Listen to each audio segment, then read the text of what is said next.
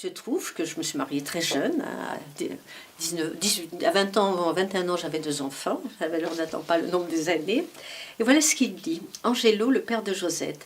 Avant de poursuivre, je tiens à parler d'Ange, le père de Josette, de sa lutte contre le fascisme en Italie, en Espagne puis en France.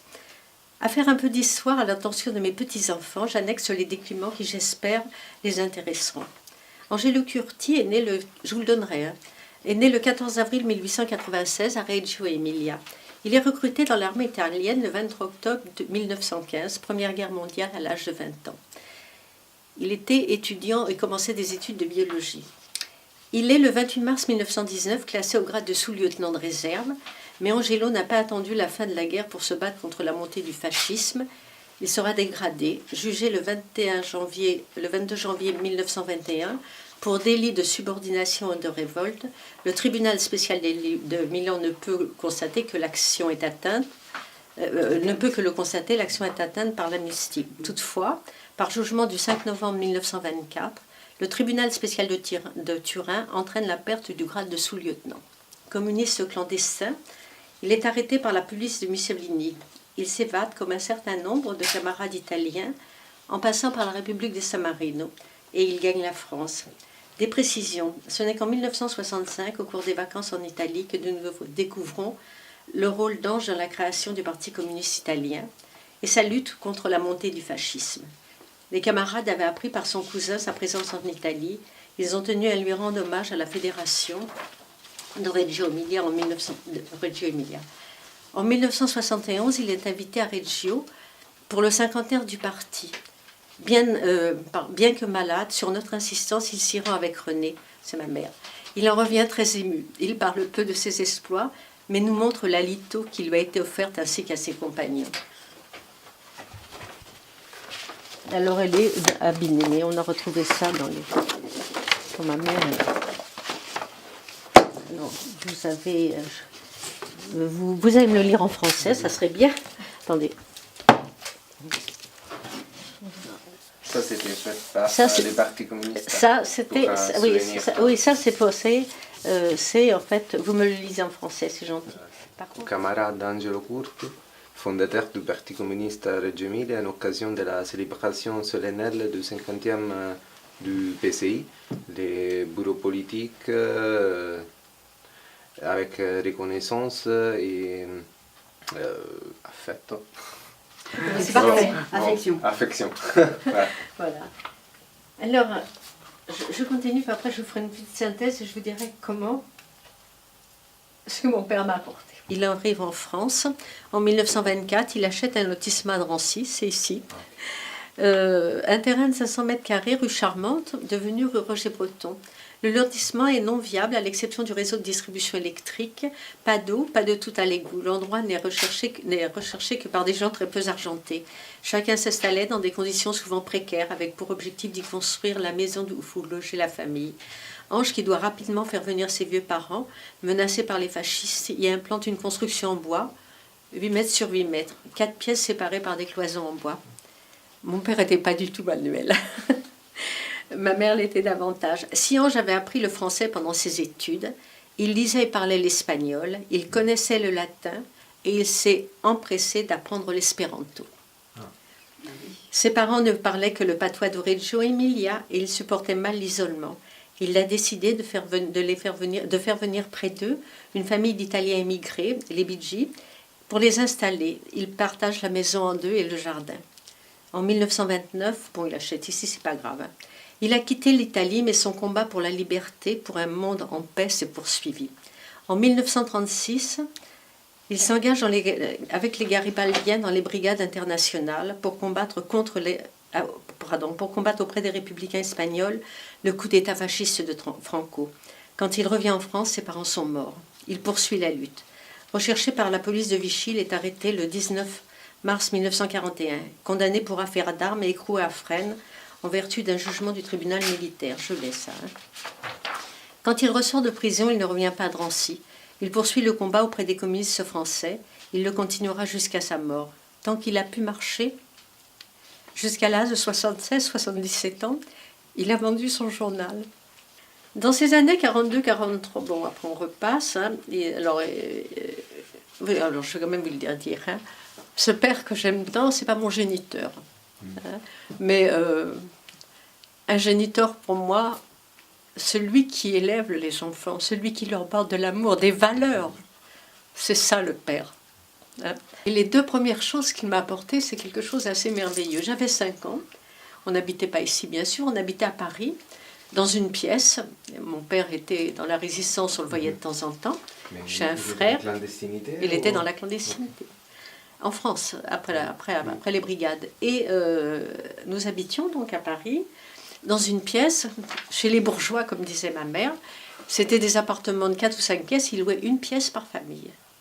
Donc voilà. Mais on n'avait pas beaucoup à manger. Ma mère faisait des ménages. Il n'y avait pas d'argent qui rentrait. Mais je ne me rappelle pas qu'on était malheureux.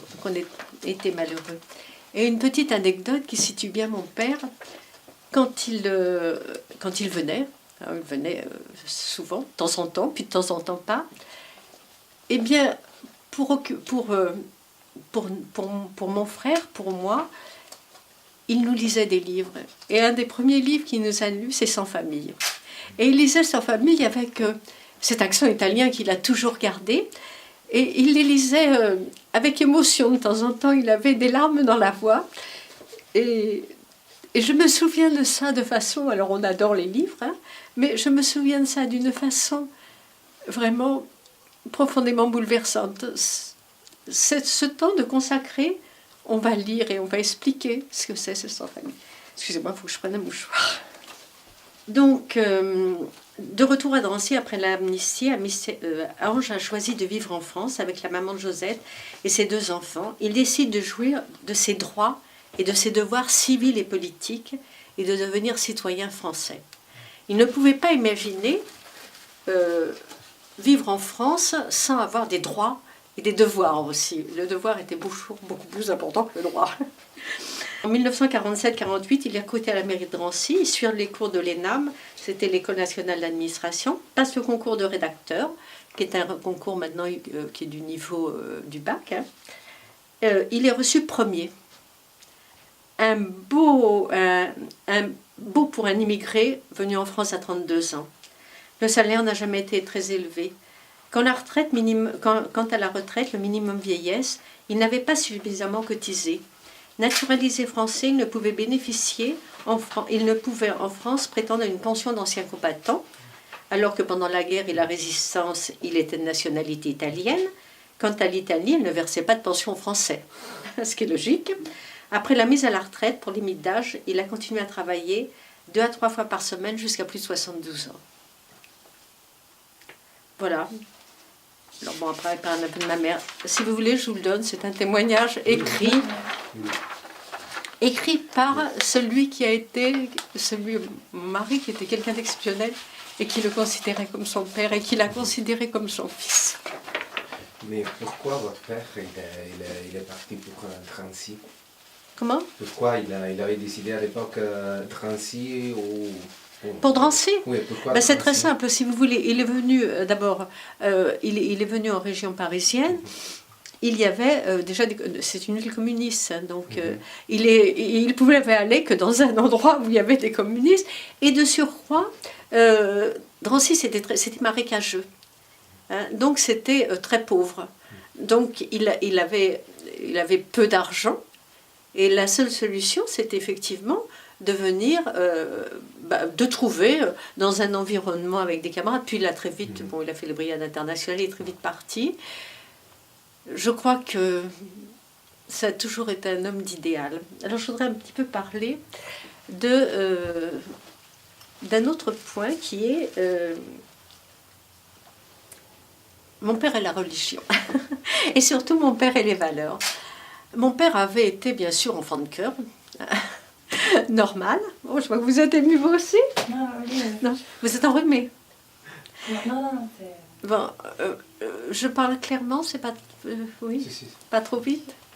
Bon, mon père donc était chrétien, ça c'est bien évident, et il avait enfant de cœur, mais bien sûr, quand Pie XII a laissé arrêter les chrétiens sur la place Saint-Mère à Rome, il est devenu totalement anticlérical. Et j'ai toujours entendu, la religion, c'est l'opium du peuple. Donc, pas de baptême, pas de... Mais il avait cette rigueur morale et intellectuelle qui fait que il disait souvent, il était très exigeant par rapport à la morale, il disait souvent, les chrétiens ont une morale, mais nous aussi on a une morale. Et cette morale, c'est la Déclaration des droits de l'homme. Elle est d'ailleurs dans le bureau de mon fils. Et tous mes enfants ont eu droit à avoir une reproduction de la Déclaration des droits de l'homme.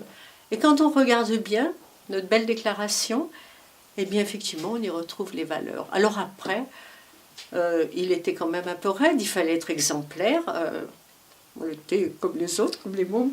Mais ces valeurs nous ont tous profondément marqués. Elles ont aussi profondément marqué nos fils, et dont un a été président de la FCPE pendant 5 ans, 7 ans. Enfin, il avait d'ailleurs les palmes académiques à ce titre.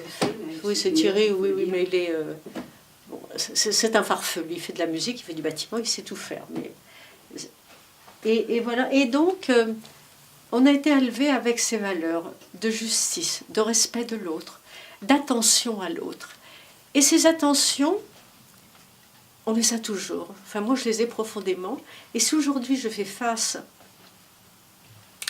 à cette douleur d'avoir perdu mon mari, un de mes fils, tout ce que je le fais bien sûr en pensant à Georges, et je le fais aussi souvent en pensant à mon père, et il me dirait c'est bien. Donc je m'aide, j'aide des amis kurdes, dans leur papier de nationalité. Je fais travailler une petite kurde en français. Je m'occupe des drames de la sécurité sociale qui a stoppé un paiement d'un quelqu'un d'handicapé. Enfin, je suis la juriste. Alors souvent, quand je téléphone à des organismes, je dis, vous êtes assistante sociale? Non, je suis l'amie de madame. Et il y a toujours la personne à côté de moi, si vous voulez lui parler.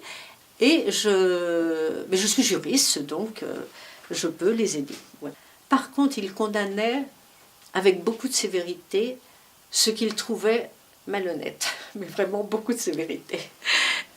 Il ne supportait pas le mensonge, mais il était d'une discrétion totale. Nous avons découvert tout ce que je dis, que je ressens, on l'a découvert par l'homme, hein, qui était marqué par ses valeurs. Mais tout ce que je montre, nous ne l'avons découvert que parce que nous étions allés en vacances en Italie, qu'il avait un cousin qu'on avait retrouvé par miracle, et qu'il avait été reçu par des camarades à Reggio Emilia. Et on a découvert tout ça, il n'en parlait pas. Et je me souviens que petite, mes parents de la maison étaient de l'autre côté, dans l'autre rue, les jardins à travers. Je me souviens que petite, il y a un monsieur, je joue à la poupée près du grillage, et il y a un monsieur qui me dit, c'est ici qu'habite Zaccarelli? Je dis non. Puis après, le soir, on en a dit, ben, il y a un monsieur qui m'a demandé s'il y avait monsieur Zaccarelli. Et mon père m'a dit, c'était mon nom de guerre. Et j'étais petite et je ne pense pas me tromper de nom. Hein. Vous pouvez allumer si vous voulez dans l'entrée, là. Cette modestie, cette discrétion. Il parlait peu en général. Il parlait peu. Il cuisinait bien. Maman avait appris à faire les gnocchis, les raviolis. Thierry sait d'ailleurs les faire. J'ai pas du tout hérité de ça. et voilà, si vous voulez, comment les valeurs humaines sont enrichies par des idées généreuses et de l'espoir. Un exemple aussi. À 16 ans, mes parents m'ont laissé partir au Festival mondial de la jeunesse qui était à Bucarest. Georges était allé à Berlin 2 ans avant, mais il était plus âgé que moi. Eh bien, laisser partir une gamine de 16 ans, qu'avec des jeunes sans encadrement, c'était quand même une sacrée preuve de confiance. Et on n'a pas eu besoin de me dire tu fais attention à ça et ça. Ça, c'était ancré en moi. Et je n'ai jamais eu, je veux dire, de problème particulier parce que je pense que ça se voyait. C'était et ça, c'est cette éducation. Alors, je parle de mon père. Il est évident que c'est un peu idiot de ne pas dire mes parents, parce que ma mère avait ces mêmes valeurs. Moi, j'ai hérité, enfin, ce que j'ai hérité. Vous le voyez, ce que j'ai hérité des Italiens. Je fais beaucoup de gestes. Et mon mari me disait, arrête de parler avec les mains. Mais bon, ça, j'ai hérité, ça, c'est mon héritage italien. Il se trouve qu'avant de... J'ai moi fait le même parcours. Genre, j'avais un CAP, un brevet industriel, le serrurier forgeron. Moi, j'avais un CAP industriel de couture. Et j'ai travaillé chez Dior quand j'ai connu Georges. Alors, pourquoi la couture? Parce que j'avais de graves problèmes de santé, opération cardiaque qu'on ne pouvait pas faire, etc. Et je ne pouvais pas prendre l'autobus, le métro, donc j'étais un petit peu confinée. Et puis après, quand on a été mariés, ça a été de dire... Moi, quand le plus jeune est allé à la maternelle, moi je veux travailler. Je dis, attends, je gagne ma vie. Oui, mais moi je veux travailler. Donc, mon brevet m'a permis d'aller à la mairie de Drancy. J'ai passé le concours de commis. Ça ne s'appelait pas comme ça. Si ça s'appelait commis, maintenant ça s'appelle adjoint administratif. J'ai passé le concours de rédacteur. Je suis retournée à la fac, j'ai passé le concours d'attaché. J'ai passé une licence. Et j'ai eu la chance, moi aussi, d'avoir autour de moi des gens généreux, pas des cadres qui se disaient elle va peut-être nous faire de l'ombre. Et j'ai essayé pendant toute ma carrière, et ça j'en suis sûre d'avoir réussi, c'est que mes collaborateurs, qu'il s'agisse de la secrétaire ou des directeurs que j'avais quand j'étais secrétaire générale, d'être très exigeante dans le travail, de travailler beaucoup et de demander beaucoup. Souvent, je me suis dit, mon père, les livres, c'était à votre père? Le livre, il a été offert à mon père, oui, quand il est allé pour le cinquantenaire du Parti communiste italien. Ah, en Italie ou... En Italie. Okay. Pour le cinquantenaire du Parti communiste italien, il a été invité en Italie. Mais invité pas simplement par téléphone ou pas, avec un camarade qui est venu le voir. Ça, c'est la Fratellanza. Ça, c'est la Fratellanza Reggiana avec Serge Reggiani. Ah oui, Serge Reggiani, je l'ai connu. Voilà, c'était pour le 25e anniversaire de la Fratellanza Reggiana. Et normalement, il doit... Quelle chance vous avez de parler italien. Alors là, c'est l'erreur qu'il a fait de ne pas nous parler italien. Ah, mais moi non plus. C'est son engagement chez dans les brigades internationales, je peux vous le donner. J'ai fait des photos. Il parlait un peu de son expérience en Espagne. Comment? Il parlait parfois de son expérience en Espagne. Alors oui, il parlait de son expérience en Espagne. Il parlait aussi du poids de la religion. Et notamment en Espagne, de la collaboration, comme il y avait eu en Italie, entre la religion et le pouvoir fasciste. J'ai 2 petites filles, il y en a une, j'en ai 7 petits-enfants et 3 arrière-petits-enfants. Il y en a une qui a fait le concours de la résistance. Il est évident qu'on en a sacrément parlé. J'ai même demandé des témoignages d'amis dans le Lot, du fils de la famille où il avait été élevé. Camille, qui a 15 ans, eh bien, elle a fait une intervention. Ils sont allés visiter le wagon de Drancy, et il y a eu du chahut, etc. Camille s'est révoltée en disant... Et puis, c'est pas par hasard que... Alors, c'est son père, plus que moi. C'est pas par hasard que, dans un thème de livre à choisir, elle a choisi Anne Frank. Hein? C'est pas par hasard qu'elle a demandé à lire ce qu'avait écrit Odette Niles. Si vous voulez... Mais ça se transmet comme ça. Je ne crois pas qu'on puisse raconter le fascisme. Le fascisme, c'est comme les camps de concentration. Je veux dire, je ne pense pas qu'on... Enfin, la violence... Alors, peut-être aussi parce que on est de la période de la guerre et que la guerre, le fascisme, on l'avait chez nous. Et la peur des Allemands et... Enfin, encore que la peur des Allemands, j'étais chez ma grand-mère pendant un temps, au bord de la Loire. On faisait avec des feuilles d'acacia et des épines, des couronnes. Et il y a des Allemands qui arrivent et ils nous ont parlé très gentiment. Hein, ils avaient leurs enfants, tous les soldats allemands n'étaient pas des... Et ils nous ont parlé gentiment. Et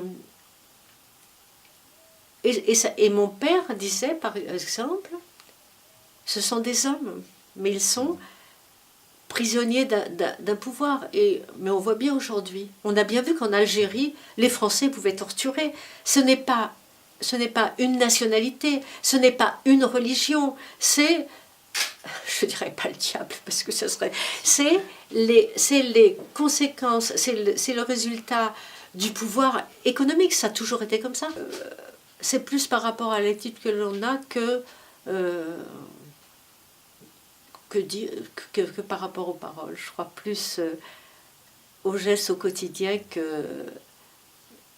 qu'au discours. Alors, sans doute aussi, quand il y a eu la télévision, moi j'étais anti-télévision, donc on n'a pas acheté, mon mari aussi, ben on a acheté la première télévision pour mes parents, qui étaient âgés. Hein, et les émissions n'étaient pas tout à fait pareilles quand même. il y a 50 ans, c'était quand même...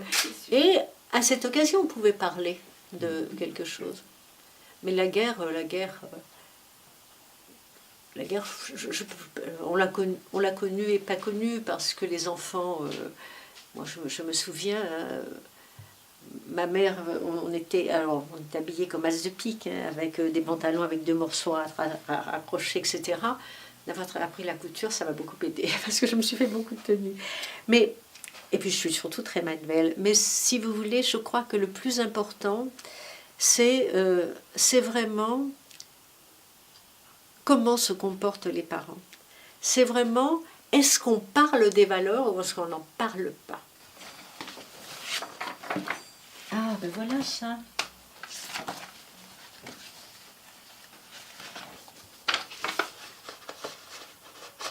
Vous savez s'il y avait d'autres personnes, d'autres camarades qui sont partis avec lui en Espagne? Je ne sais pas. Ouais. Je sais pas. Oh, il y en avait sans doute. Hein, ils sont... Oui, non, parce que là, sur Paris, il y a l'association encore, les Garibaldiennes. Oui, mais si vous voulez, après mon père, c'est davantage impliqué. Il a pas milité à l'association des Garibaldiens.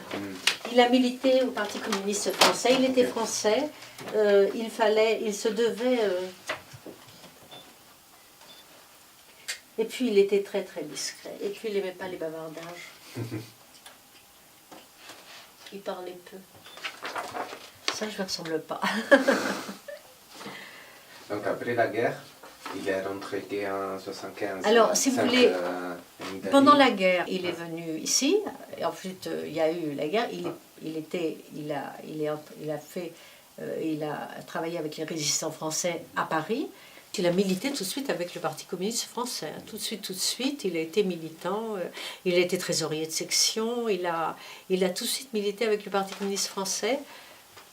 Les attaches italiennes, il n'y en avait plus. Et c'est par hasard qu'il a retrouvé un cousin ou un petit cousin. Et moi, je connais personne. Personne de sa famille, personne... non, il y a eu une coupure. Et je pense que dans la mesure où il ne retournait pas en Italie, ça aussi, les Italiens ont dû penser qu'il reniait son pays. Hein, alors que, et ça mérite d'être souligné, renier son pays, vivre dans un autre pays. Alors, il y avait 2 choses. Il pouvait être apatride. Il pouvait vivre en Italie avec ma mère, rester italien. Pas de problème. Sauf que ses valeurs à lui, et c'est ce que Georges écrit, et ça il l'a dit, si je vivais en Italie, si je vivais en France, je devais avoir des devoirs et des droits, qui sont ceux des Français. Donc, il a choisi de prendre la nationalité du pays où il vivait pour continuer à perpétuer ces valeurs qu'il avait. Et c'est nous qui avons dit on va aller en vacances en Italie pour que tu revoies ton pays. Et alors c'était très drôle parce que là il s'est mis à parler en italien. Mais non. Mais c'est pas pour autant, il n'a pas renié son pays. Hein. Sinon il ne serait pas allé. Mais je crois qu'aussi cette pudeur qu'il avait, parce qu'il avait une grande pudeur, je crois qu'aussi cette pudeur qu'il avait, de ne pas parler, de ne pas vanter ce qu'il avait fait, c'était de la pudeur. Il parlait jamais de lui. Parmi toutes ces choses, vos souvenirs, c'est quoi les plus marquants que, pour résumer l'histoire de votre père? Je sais pas, un livre, Alors, je dirais, une phrase. je dirais simplement que mon père a été un homme courageux. Ça va pas, c'est pas ça. Je veux dire que mon père a été élevé dans des valeurs qui étaient des valeurs chrétiennes, de droiture, de courage, tu mens pas, etc. Et que ces valeurs, il a vu qu'elles étaient complètement trahies par le fascisme. Et il s'est battu pour ces valeurs, mais il y a eu une rupture. Quand il a vu que l'Église s'associait, prenait part aux mesures fascistes, il a dit c'est pas possible. Mais ces valeurs, il les avait retrouvées bien avant, parce que dès la guerre de 14, puisqu'il a fait de la résistance, il a jugé que cette guerre, on ne pouvait pas s'allier, on ne pouvait pas admettre cette guerre. Donc, partant de ces valeurs, il a continué à construire sa vie avec les communistes, qui étaient les porteurs de ces valeurs et qui étaient les porteurs de la Déclaration des droits de l'homme. Voilà ce que je dirais. Alors après, je dis toujours ce beau poème d'Aragon, celui qui croyait au ciel, celui qui n'y croyait pas. Et toutes mes petites filles le savaient par cœur. Et vous le connaissez ce poème? Oui? Pas par cœur. Parfait? Entièrement? Pas par cœur. Ah, mais pas par cœur. Ah ben je vais vous le donner. Ça, je vais vous le donner, je l'ai. Je vais vous tirer la page, je vous le donnerai. Et alors, vous voyez, moi, ces valeurs que je c'est des valeurs qu'on transmet comme ça. C'est comme vous connaissez aussi ça. On ira voir dans la fiche de Manoukian. Et une de mes amies faisait partie du groupe. Était ah oui, c'est. C'était de quelle origine? Elle est française, son mari était polonais.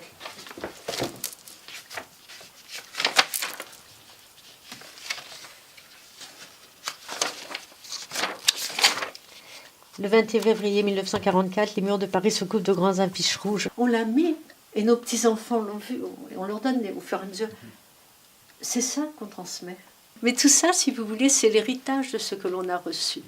On n'invente pas... c'est l'héritage de ce qu'on a reçu. Et quand on a reçu beaucoup, on a beaucoup de chance. On doit essayer de donner un peu. Mais ça, c'est plus difficile.